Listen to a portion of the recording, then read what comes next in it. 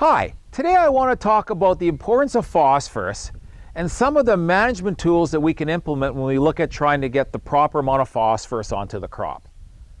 What we do know is that over 90% of our soils are responsive to phosphorus, whether it be in Western Canada or the northern US.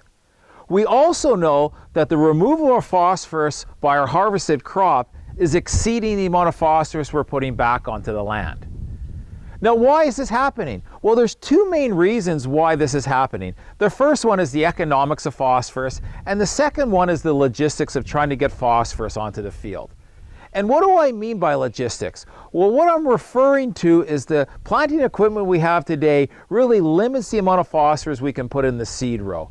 We also don't want to put phosphorus in a mid-row band because it's not mobile and it's very difficult for that young plant to access that phosphorus. So when we look at this situation that we have set up in front of us, and we look at a 3-year rotation of canola, wheat, and peas, we can actually see that after 3 years, we can deplete our soil phosphorus levels anywhere from 60 to 100 pounds of phosphorus. So this is something that we need to address, and how do we complement what we're already doing today? Before we get into that, let's talk about the importance of phosphorus to the plant.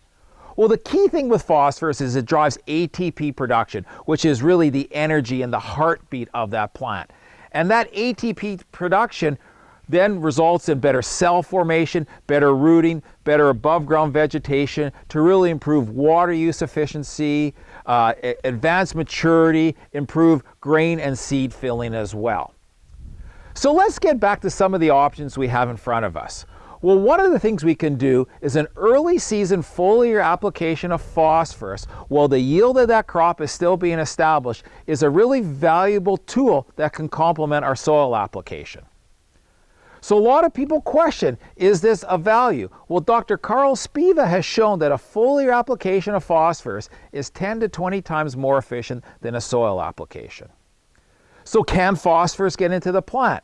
Well, the University of Hohenheim has shown through some radioactive tracer work, as well as through some staining techniques, that in a phosphorus deficient plant, a foliar application does get into the plant very efficiently and helps address phosphorus deficiency.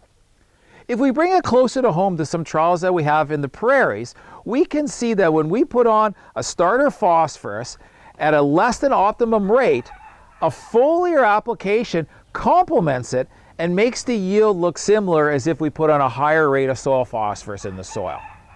So what type of foliar phosphorus product should we be looking at? Well, a key thing in a foliar phosphorus product is to be sure that it's orthophosphate based. And at ATP, this is the type of foliar phosphorus products that we develop. And we have two main families of foliar phosphorus products. The first one is the Relief product line, and the second one is the Energy product line. To learn more about these two lines of products or about phosphorus nutrition, go to our website today. Thank you.